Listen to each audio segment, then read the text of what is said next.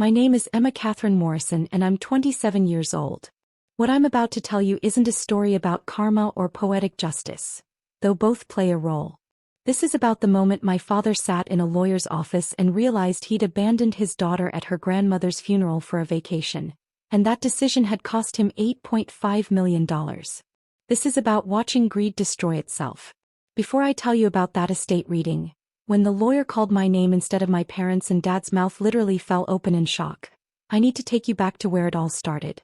Back to Sacred Heart Church, where my grandmother lay in a casket and my parents checked their watches, more concerned about missing their cruise departure than saying goodbye to the woman who raised me. My grandmother, Margaret Morrison, was the strongest person I ever knew. She'd raised 4 children as a single mother after my grandfather died in a factory accident when my dad was just 12. She worked 2 jobs, seamstress during the day, cleaning offices at night, to keep food on the table and her kids in school. She never complained, never asked for help, never showed weakness. By the time I was born, Grandma Rose had retired and was living comfortably in a modest house in Portland, Maine. My parents, Martin and Christine Morrison, lived 20 minutes away with my older sister Amber and me. We visited Grandma every Sunday without fail, and those visits were the highlight of my week. While my parents were obsessed with appearances, status, and money, Grandma Rose cared about character. She taught me to sew, to cook, to balance a checkbook. She told me stories about surviving hardship with dignity. She made me feel valued in ways my parents never did. "You're special, Emma girl," she'd tell me, using her nickname for me. "Don't let anyone convince you otherwise. You have your grandfather's kindness and my spine. That's a powerful combination." My parents' relationship with Grandma was complicated. Dad resented that she'd never remarried, never pursued wealth, never given him the privileged upbringing his friends had. Mom looked down on Grandma's simple lifestyle, her second-hand furniture, her refusal to care about fashion or status. "Your grandmother could have done so much better," Mom said once when I was 12. "She could have married that banker who pursued her, lived in a nice house, given us opportunities. But no, she had to be stubborn and independent. She provided for 4 kids alone," I said. "That's pretty amazing." "It's poverty, Emma. Nothing amazing about that." I stopped arguing with Mom about Grandma after that. I just quietly continued my Sunday visits, soaking up every moment with the one person in my family who truly loved me. When I was 14, Grandma was diagnosed with pancreatic cancer. Stage 4. The doctors gave her 3 to 6 months. She lasted 4 months, and every day of those 4 months I was by her side. I'd take the bus to her house after school, do my homework at her bedside, read to her when she was too weak to hold a book herself. My parents visited occasionally, always briefly, always checking their phones. "You're spending too much time there," Mom complained. "You're 14. You should be with friends, not sitting in a dying woman's house." "She's my grandmother," I said. "And she's not just dying, she's living her last days. I want to be there." "Well, don't expect us to chauffeur you around. If you want to waste your youth playing hospice nurse, that's your choice." Grandma passed away on a Tuesday in November. I was there, holding her hand when she took her last breath. The hospice nurse was there too, along with Grandma's best friend Margaret, a woman in her 70s who'd been Grandma's neighbor and confidant for 40 years.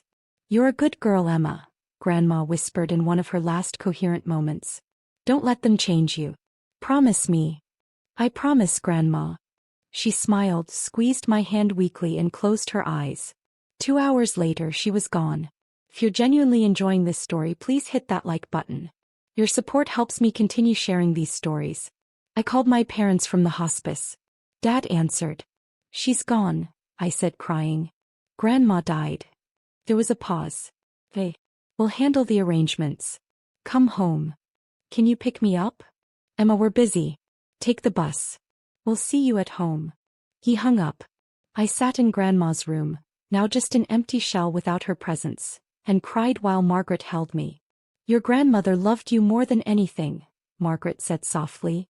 "She told me so many times how proud she was of you, how you were the light of her life." "She was mine too," I whispered. "I know, sweetheart. I know." The funeral was scheduled for Saturday, 4 days after Grandma's death. My parents had it planned down to the minute. Viewing at 10 a.m., service at 11 a.m., burial at noon, reception at 1 p.m. We need it done by 2 p.m., Mom said when I asked why everything was so rushed. We have a 4 p.m. flight to catch. I stared at her. A flight? Where are you going? Caribbean cruise, Dad said casually, not even looking up from his laptop. 7 days all-inclusive. We booked it 6 months ago and it's non-refundable. You're going on a cruise the day of Grandma's funeral? The funeral will be over by then, Mom said as if this were completely reasonable. We'll pay our respects, attend the service and then we'll go. Life goes on, Emma. Your grandmother wouldn't want us to cancel our plans. She would absolutely want you to cancel your cruise. I was shouting now, disbelief turning to anger. She just died. You can't just bury her and then go party in the Caribbean. Watch your tone, Dad said sharply. We've already paid $8,000 for this cruise. We're not throwing that money away because of bad timing. Bad timing? She's your mother. And she's dead. Mom's voice was cold, final. Being sad won't bring her back. We're going on our cruise and you're staying with Amber for the week. End of discussion.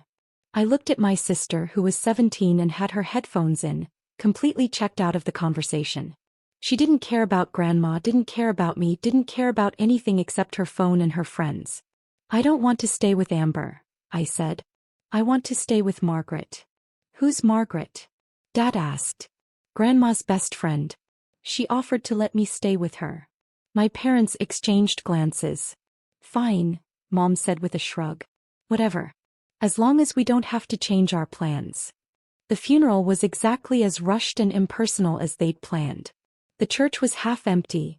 Grandma had outlived most of her friends and the ones who remained were elderly and frail. My parents' siblings, 3 uncles and their families, attended, all looking vaguely uncomfortable. I sat in the front pew with my parents and Amber. Margaret sat directly behind us.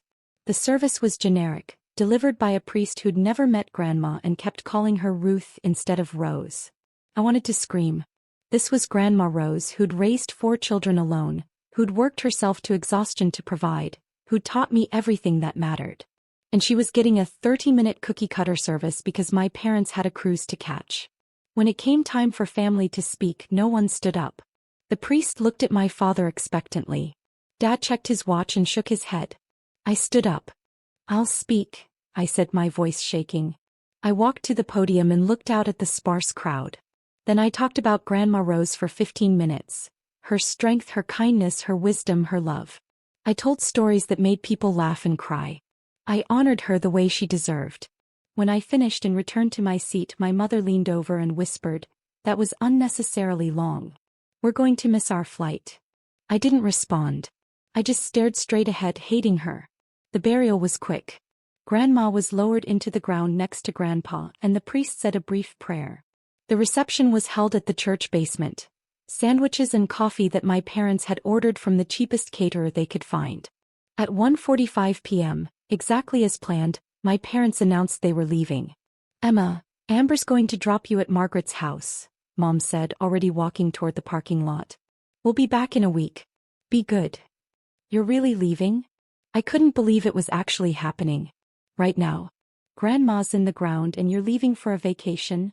"She's dead, Emma." Dad's voice was irritated now, like I was being unreasonable.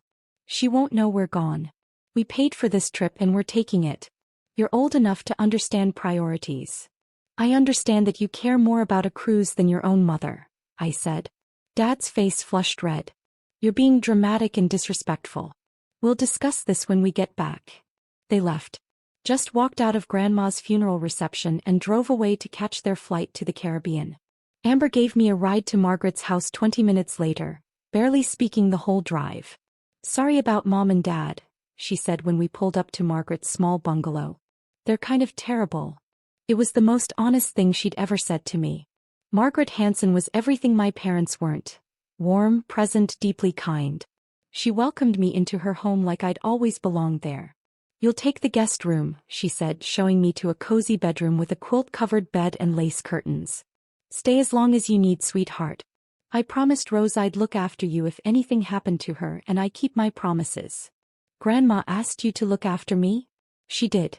About 2 months ago, when she knew she didn't have much time left. She was worried about you, Emma. Worried about how your parents treated you. She wanted to make sure someone would be there for you." I started crying and Margaret held me while I sobbed for Grandma, for the funeral she deserved but didn't get, for the parents who'd chosen a vacation over grieving. That week with Margaret changed my life. She told me stories about Grandma I'd never heard, about her strength during the hardest years, her quiet acts of generosity, her fierce protection of her children despite having so little. "Your grandmother was remarkable," Margaret said one evening over tea. "She never had much money but she was rich in the ways that mattered. And she loved you so much, Emma. You were her pride and joy." "I loved her too," I whispered. "I know you did. And she knew it too." When my parents returned from their cruise, tanned, relaxed, and full of stories about buffets and excursions, they barely acknowledged I'd been gone. "Did you behave yourself at Margaret's?" Mom asked. "Yes." "Good. Back to normal now." But nothing was normal. I couldn't look at my parents the same way after they'd abandoned me at Grandma's funeral. Every interaction was colored by the knowledge that they'd prioritized a vacation over saying goodbye to the woman who raised them. I started spending more time at Margaret's house. She never minded, in fact she encouraged it. We'd have dinner together, work on sewing projects she'd learned from Grandma, talk about books and life and dreams. "You're always welcome here," she told me. "This is your second home." It became my first home. My real home. The place where I felt valued. Drop a comment and let me know where you're watching from. Your support means everything. The custody arrangement. 6 months after Grandma's funeral, things came to a head. My parents had been arguing constantly about money. They'd overspent on the cruise and other luxuries and were behind on bills. The stress made them even more insufferable than usual. One night they sat me down for a family meeting. "Emma, we need to discuss your future," Dad said in his serious business voice. "Your mother and I are facing some financial pressures right now. We need to cut expenses." "Okay," I said slowly, not sure where this was going. "Amber is heading to college next year and that's going to be expensive. We need to prioritize her education. So we've made a decision. You're going to go live with Margaret." I blinked. "What?" "Margaret offered to take you in," Mom said. "She has plenty of space and she clearly enjoys your company. It makes sense for everyone. We can focus on Amber's needs and you can be somewhere you're obviously more comfortable." They were giving me away. 6 months after abandoning me at Grandma's funeral, they were literally giving me away to reduce their expenses. I should have been devastated. Instead I felt relieved. "Hey," I said.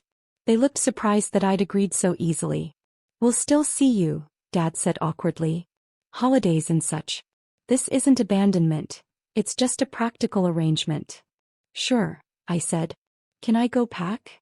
The legal arrangements were surprisingly simple. Margaret was already a registered foster parent. She'd fostered several children over the years, so the paperwork went through quickly. My parents signed away custody without hesitation, and by my 15th birthday, I was officially living with Margaret full-time. My parents visited twice in the first year, then once the next year, then not at all. Amber went to college and rarely came home. When she did, she didn't visit me at Margaret's. I was alone with my biological family, but I wasn't lonely, because I had Margaret. Margaret became the mother I'd never had. She encouraged my education, supported my interests, and made me feel like I mattered. She worked as a retired accountant who did consulting work from home, so she was always available when I needed her. "What do you want to be, Emma?" she asked me one evening when I was 16. "I don't know. Something that helps people, I think." "Your grandmother wanted to be a nurse," Margaret said. "But she never got the chance, had to drop out of school to work when her own mother died. She would have been brilliant at it." "Really? I never knew that." "She had dreams just like you do. Don't let anything stop you from achieving yours." Under Margaret's guidance, I flourished. My grades improved from B's to straight A's. I joined clubs, made friends, discovered a passion for social work. Margaret paid for SAT prep courses, college application fees, everything I needed. "I can't afford all this," I protested when she insisted on hiring a college counselor. "Yes, you can," Margaret said firmly. "Your grandmother left me something in her will specifically for your education. She wanted to make sure you had opportunities. We're using that money exactly as she intended." I got into Boston University's social work program with a partial scholarship. Margaret covered the rest without hesitation. During my 4 years there, she visited regularly, called weekly, and made sure I knew I was loved. My biological parents didn't call once during college. Didn't ask how I was doing. Didn't acknowledge my graduation. I stopped expecting anything from them. After getting my bachelor's degree, I was accepted into BU's master's program in social work with a focus on child welfare. I wanted to help kids like me, kids whose parents failed them who needed someone to step up and care.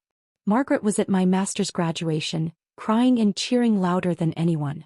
"Your grandmother would be so proud," she whispered, hugging me tight. "I wish she could have seen this," I said. "She sees it, sweetheart." "I know she does." I got a job at a nonprofit in Portland working with foster youth, helping them navigate the system, advocating for their needs, connecting them with resources. The work was hard but meaningful. I was living the life Grandma Rose would have wanted for me. Margaret was 83 now, still sharp and active, still my rock. We had dinner together every Sunday, keeping up the tradition I'd started with Grandma. Then, on a Tuesday morning when I was 27, I got a call from Margaret's attorney. "Ms. Morrison? This is James Chin from Chin & Associates. I'm calling regarding Margaret Hanson's estate." My blood went cold. "Is Margaret okay?" "I'm very sorry to inform you that Ms. Hanson passed away peacefully in her sleep last night.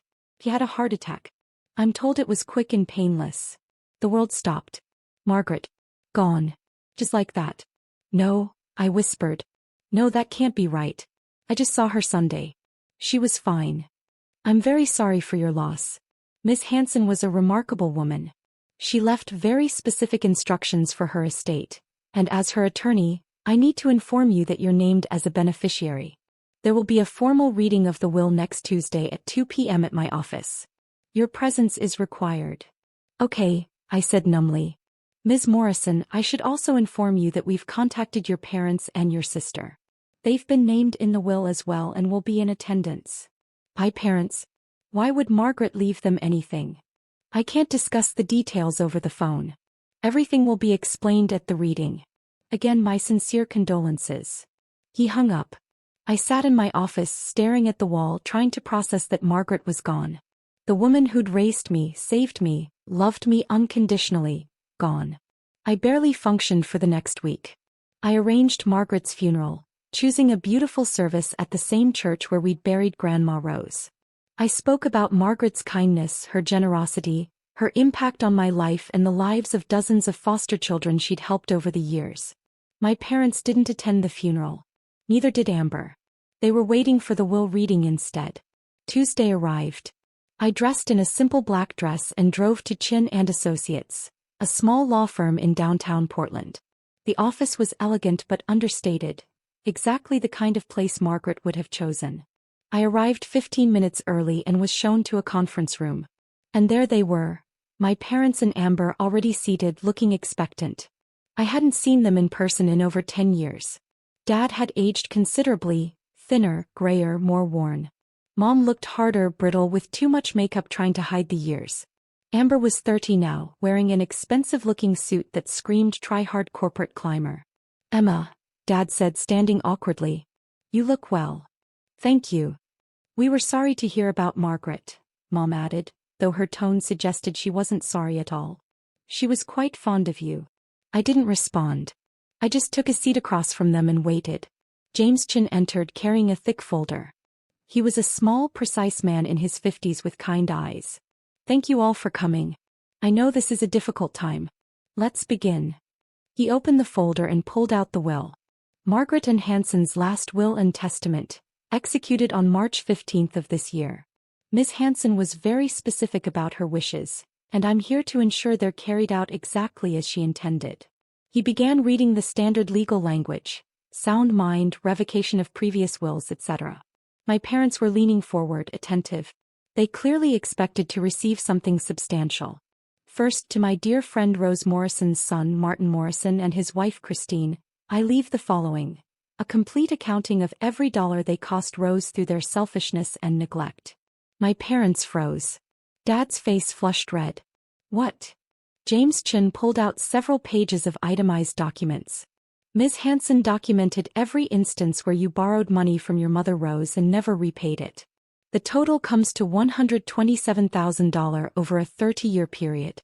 She also documented the care costs Rose paid out of pocket for your children, Emma and Amber, totaling another $43,000. Miss Hanson wanted you to understand exactly how much Rose sacrificed for you while you treated her like an ATM. He slid the documents across the table. Dad grabbed them, scanning frantically. "This is ridiculous," Mom sputtered. She can't." "There's more," James continued. "To Martin and Christine Morrison, I also leave this message, which Miss Hanson recorded in her own words. You abandoned your daughter at your mother's funeral to take a cruise. You prioritized your comfort over saying goodbye to the woman who sacrificed everything for you. You gave Emma away like she was a burden instead of a blessing. You are the worst kind of parents. The kind who see children as accessories or inconveniences rather than human beings deserving of love. I hope this knowledge haunts you." The room was silent. Dad's mouth was literally hanging open. Mom had gone pale. "Additionally," James said, "Ms. Hanson established a $50,000 fund specifically for grief counseling and family therapy, should Emma ever choose to pursue reconciliation with you.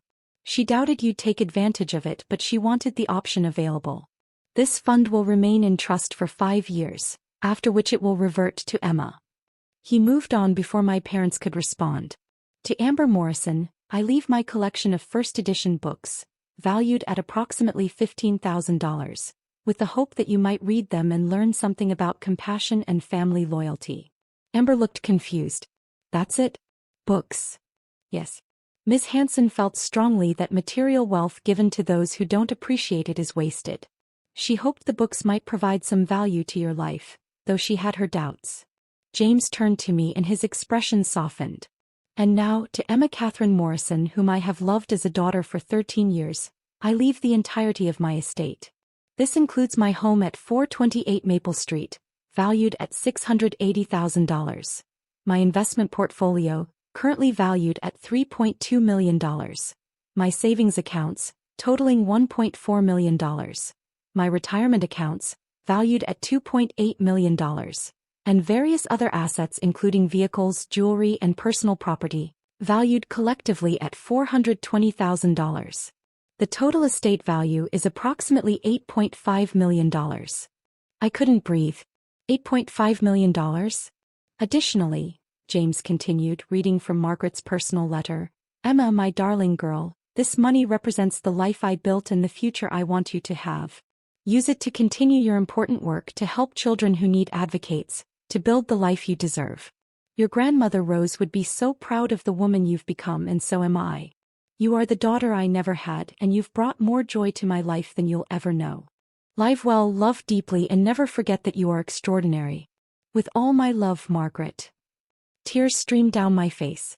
James handed me a tissue along with the letter, which was in Margaret's handwriting. My father's mouth was still hanging open, his face cycling through shock, disbelief, and rage.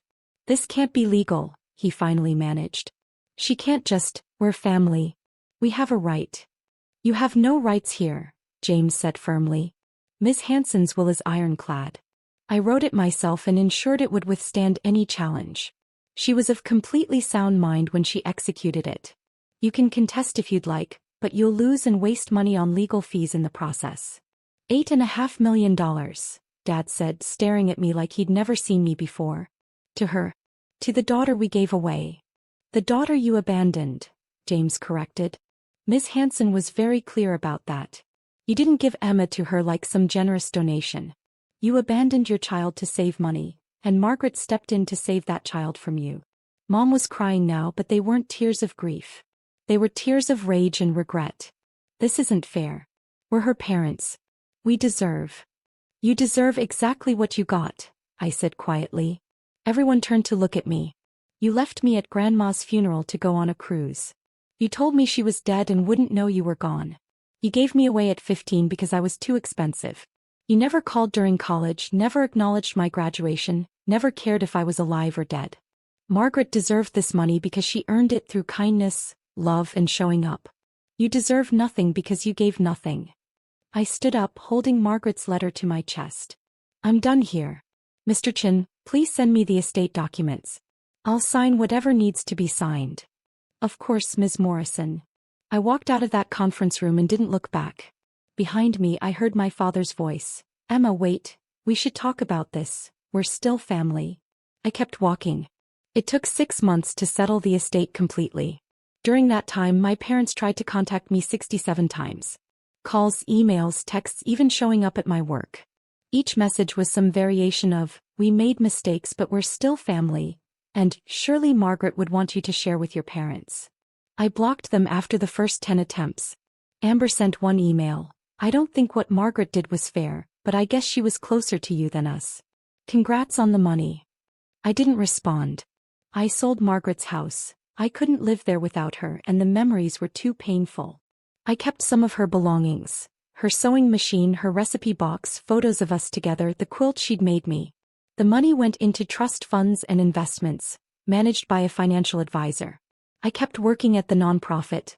The money didn't change my commitment to helping foster youth. If anything, it strengthened it.